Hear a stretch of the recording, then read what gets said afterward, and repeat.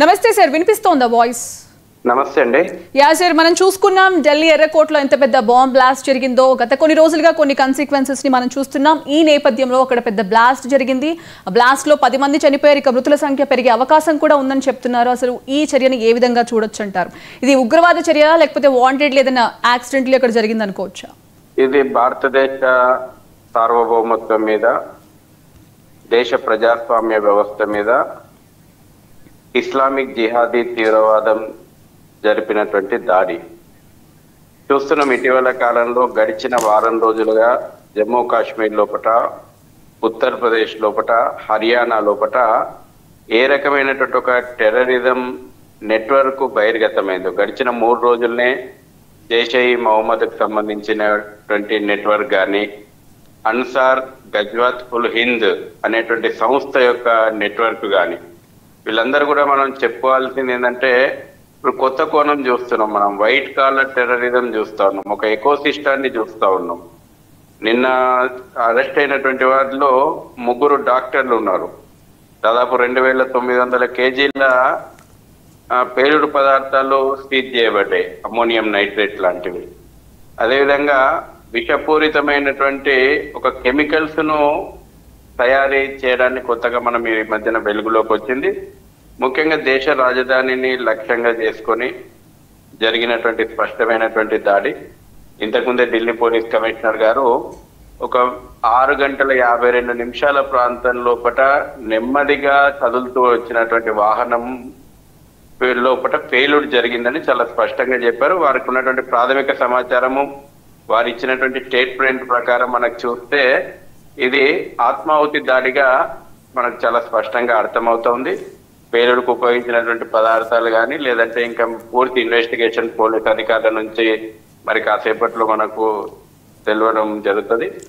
ఏదేమైనా ఒకటే స్పష్టంగా అవుతుంది, దేశం లోపల కొన్ని ఉదాసీన వైఖరులు ఈ రోజున ప్రజల ప్రాణాలను బలిపెడతా ఉన్నాయి. ఇవాళ మనం చూస్తా ఉన్నాం, ముఖ్యంగా తెలుగు రాష్ట్రాలు, ముఖ్యంగా తెలంగాణ లోపల నిన్న పట్టుబడ్డటువంటి డాక్టర్లలో ఒకరికి హైదరాబాద్ తోటి లింక్ ఉంది. జాతీయ దర్యాప్తు సంస్థ ఎన్ఐఏ వచ్చి అరెస్ట్ చేసే వరకు, లేదు గుజరాత్ యాంటీ టెర్రరిజం స్క్వాడ్ వచ్చి అరెస్ట్ చేసే వరకు, మహారాష్ట్ర యాంటీ టెర్రరిజం ఫోరం వచ్చి అరెస్ట్ చేసే వరకు స్థానికంగా ఉన్నటువంటి పోలీసు యంత్రాంగము ఈ యొక్క ఉగ్ర మూలాలను ఛేదించడం లోపల విఫలమవుతుంది. కారణాలు చాలా స్పష్టము. ఈ రోజున ప్రభుత్వాల ఉదాసీన వైఖరి. ఎస్ సార్, మనం చూసుకున్నట్టయితే ఢిల్లీ లాంటి హై సెక్యూరిటీ ఏరియాలో బ్లాస్ట్ జరిగిందంటే ఇంటెలిజెన్స్ ఫెయిల్యూర్ అని చెప్పొచ్చు. అసలు ఢిల్లీలో మీరు చూడండి, రద్దీ ఉన్నటువంటి ప్రాంతాన్ని ఒక వెహికల్ అక్కడ ఒక దగ్గర పెట్టి పేల్చినటువంటి బ్లాస్ట్ కాదు ఇది. ఒక వెహికల్ మూవ్మెంట్ గా వచ్చి పేల్చిండ్రు. ఈ మధ్యనే మనం గడిచిన 3 రోజులుగా ఇంటెలిజెన్స్ చాలా స్పష్టంగా సమాచారాలు ఉన్నాయి. ఇంటెలిజెన్స్ సమాచారం మేరకు అనేక ప్రాంతాల్లో నిన్నటి నుంచి విస్తృతమైనటువంటి సోదాలు జరుగుతూ ఉన్నాయి. అది జమ్మూ కాశ్మీర్ అయితేనేమి, ఉత్తరప్రదేశ్ అయితేనేమి, ఫరీదాబాద్ అయితేనేమి, హర్యానాలో కొన్ని ప్రాంతాల లోపల అనేక చోట్ల పేలుడు పదార్థాలను ముందుగానే గుర్తించి సీజ్ చేసిండ్రు. దేశవ్యాప్తంగా విస్తృతంగా పేలుళ్లకు కుట్రలు చేసిండ్రు అనేటువంటిది చాలా స్పష్టంగా అర్థమవుతుంది. మన ఇంటెలిజెన్స్ ఫెయిల్యూర్ అనలేము. ఇంటెలిజెన్స్ పోలీసు వ్యవస్థ ఈ మాత్రం అప్రమత్తంగా ఉండడం కారణంగా పెద్ద ప్రమాదాన్ని కూడా తప్పించినాయి. అయినప్పటికీ ఈ రోజున ఇండియన్ ముజాహిదీన్ లాంటి సంస్థలు, ఈ రోజున తీవ్రవాద వ్యక్తులు, శక్తులు ఎక్కడో బార్డర్ దాటి వస్తలేవండి. మనం ఇక్కడ గమనించాల్సింది ఏంటంటే, ఈ రోజు ఉన్నటువంటి టెక్నాలజీని ఉపయోగించుకొని, లేదంటే ఇక్కడ ఉన్నటువంటి మతోన్మాదాన్ని ఉపయోగించుకొని ఈ దేశంలోనే ఇండియన్ ముజాహిదీన్ లాంటి సంస్థలు ఇక్కడే మన మధ్యనే తీవ్రవాదులను తయారు చేస్తూ ఉన్నాయి. కాబట్టి దీని లోపల కూడా ఇంకా రాష్ట్ర ప్రభుత్వాలు, కేంద్ర ప్రభుత్వం సమన్వయంగా పనిచేయాల్సిన అవసరం ఉంది. ఎన్ఐఏను ఈ విషయం లోపల మనము ఒక రకంగా ఎన్ఐఏ చాలా చురుకైనటువంటి పాత్రనే పోషిస్తూ ఉంది. ఒక్కోసారి రాష్ట్ర ప్రభుత్వాల యొక్క సహాయ నిరాకరణ కూడా ఇటువంటి ఉగ్ర చర్యలు పెట్టలేకపోవడానికి కారణమవుతుంది. ఏదేమైనా సమగ్రమైనటువంటి దర్యాప్తు జరిగితే అన్ని విషయాలు కూడా వస్తుంటాయి. ఆపరేషన్ సింధూర్ తర్వాత ఈ మధ్య కాలంలో దేశంలోకి చొరబడ్డటువంటి అక్రమ చొరబాటుదారులను వెనక్కి పంపే ప్రక్రియ ప్రారంభమైన తర్వాత ఏదో ఒక సంఘటనను తోటి భారతదేశం మీద దాడి చేయాలనేటువంటి అంతర్జాతీయ కుట్రలు భాగంగానే ఈ దాడి జరిగిందని ప్రాథమికంగా అర్థమవుతా ఉంది. ఓకే, సో ఇప్పటి వరకు మనం ఉన్న ఇన్ఫర్మేషన్ బట్ అయితే ఇది లోకల్ లెవెల్ ప్లానా లేకపోతే క్రాస్ బార్డర్ వరకు కోఆర్డినేషన్ ఉందని మీకు అనిపిస్తుందా? అసలు మీకేమనిపిస్తుంది మీ వ్యూలో?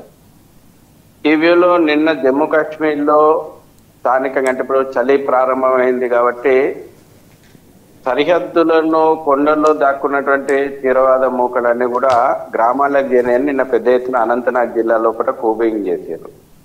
రెండోది ఖచ్చితంగా స్థానికమైనటువంటి సహకారం వీళ్ళకి లభిస్తూ ఉంది.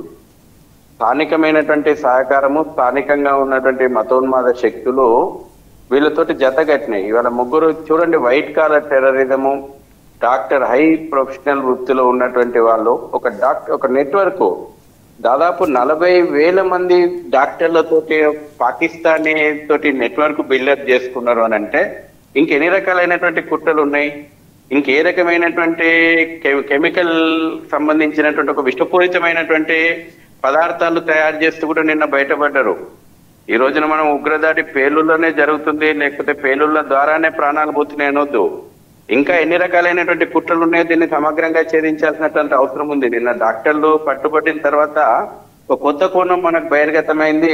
విషపూరితమైనటువంటి పదార్థాల తయారీని కూడా ప్రారంభమైందని. మరి అది ఆహార పదార్థాలలో కలుపుతున్నారా, లేకపోతే మెడిసిన్స్లలో కలుపుతున్నారా? ఈ దిశగా కూడా పోలీసులు ఎంక్వైరీ చేస్తా ఉన్నారు. స్థానికంగా ఉన్నటువంటి మతోన్మాద శక్తులు జిహాద్ పేరు మీద పెట్టిగిపోతున్న కారణంగానే